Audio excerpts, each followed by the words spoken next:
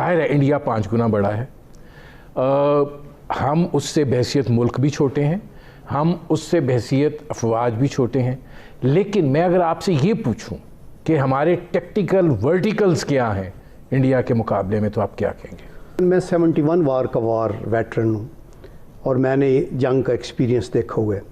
Unfortunately, जैसे मैंने शुरू में कहा कि इंडिया हमारे वजूद को तस्लीम नहीं करता, इंडिया कश्मीर को छोड़ने को तैयार नहीं है, और अब इंडिया ने जो इनडायरेक्ट नॉन काइनेटिक वार, हाइब्रिड वार और पॉलिटिकल हमारी जो diplomatic isolation, economic strangulation, space के अंदर आके जो आपकी उसको इंट्रूजन करने, ये शुरू किए हुए, तो अभी इनडायरेक्ट वार के ऊपर आ रहे हैं जिसका हमने मुकाबला करना है। इरशाद साहब, ये फरमाइएगा कि सूरत हाल तो नहीं बदली, चाहे वो 6 सितंबर 1965 हो या 6 सितंबर 2020 हो, जो बोन ऑफ कंटेंशन है उसकी सूरत हाल तो मज़ीद डिटीरियोरेट हुई है, ख़राब हुई है, तो मामला तो वहीं पर है और यही बुनियादी वजह तनाज़ा भी है। नज़ीम, ये है कि बात कंटेंशन वाली नहीं, एक तो ये है कि हम अलामतों की पैदावार हैं, अलामतों के शदाई हैं। यानी देखा जाए तो आपने कहा 6 सितंबर और 7 सितंबर की याद ताज़ा करते हैं, तो याद तो तब ताज़ा करें कि हमने कोई चीज़ भुलाई हो। सच्ची बात तो ये है, मैं खास तौर पर मेरी जनरेशन उस वक्त अपनी आंखों से सब देख रही थी।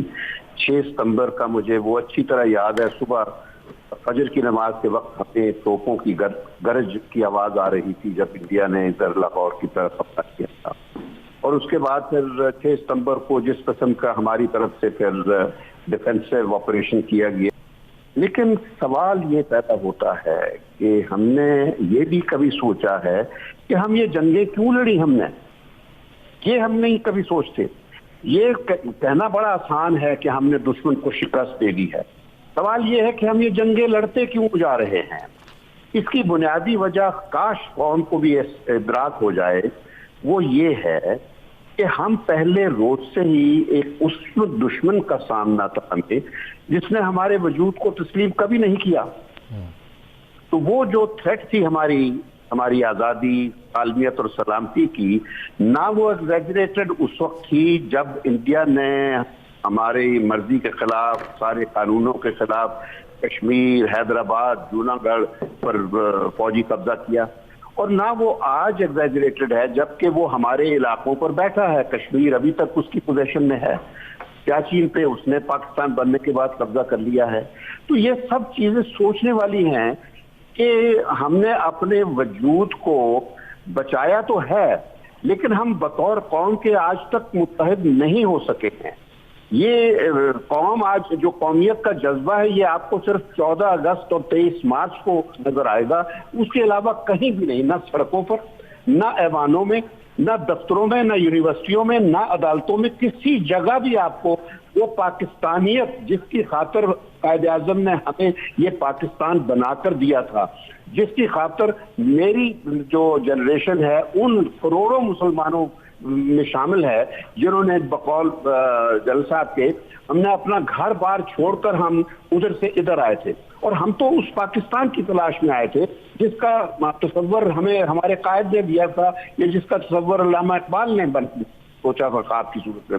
आज भी मैं उसी पाकिस्तान की तलाश में हूँ, मगर मुझे पाकिस्तान नजर कोई नहीं आ रहा। 6 सितंबर अफवाज पाकिस्तान का दिन, 7 सितंबर पाकिस्तान की फ़िज़ाइया का दिन है। एक तो ये अल्लाह का करम है कि हम सुरखरू हुए उस वक़्त 1965 में, लेकिन इसकी बैकग्राउंड में जब हम जाते हैं ना, हमारी फ़ौज भी जो कॉन्टीजेंट था, एयरफोर्स का भी था, वो बड़ा एक मॉडेस्ट हमारे पास अरेंजमेंट था। तो इस सूरत में फिर ये ऑपरेशन जिब्राल्टर, चूँकि कश्मीर से कमिटेड थे हम, वो लॉन्च किया गया। फिर ये छम जोड़ियाँ और अखनूर की तरफ अब अफवाज बढ़ रही थी, आलमोस्ट थ्रेटन हो गया था अखनूर।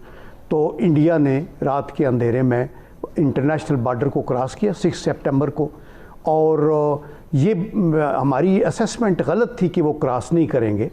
लेकिन ये एक गारंटी इनको पता नहीं कैसे थी कि जी अगर जब हम ये कर रहे हैं और कश्मीर एक किस्म का बिल्कुल उसका कट जाए तो इंडिया कुछ नहीं करेगा इंटरनेशनल बॉर्डर पे।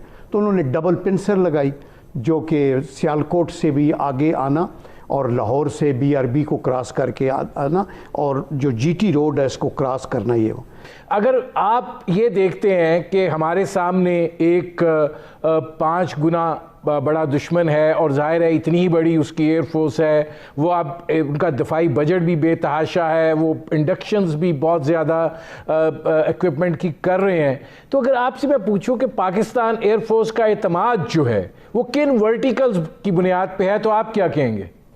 आपने 2 दफा बात की कि वर्टिकल्स क्या हैं। लेट मी नेम दोस वर्टिकल्स। मैं चीफ इंस्पेक्टर रहा हूं नेशनल डिफेंस कोर्स में, सो आई हैव टॉयड अराउंड। शमशाद साहब बिलखुसूस इन्होंने तो स्टेट क्राफ्ट को एक्सरसाइज किया है हमारे बिहाफ पे as a diplomat and then specially as a foreign secretary.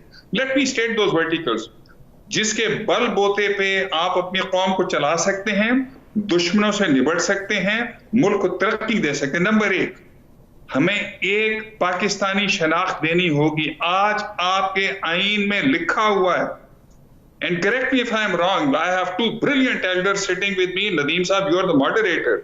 ये मुल्क पाकिस्तानियों का नंबर 1 नहीं है, ये आईन में लिख दिया आपने। नंबर 2, हमारा कोई मुश्तरका मकसद that should tie us together is not there. Number 3, that directly concern Shamshad साहब। हमारे ये क्यों किया? ये पाकिस्तान के कौमी मफाद में।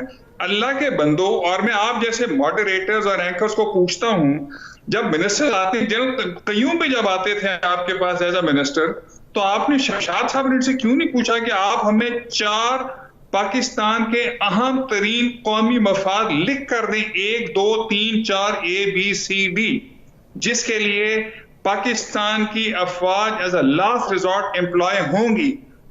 मुझे कोई डिप्लोमेट जवाब नहीं दे सकता, कोई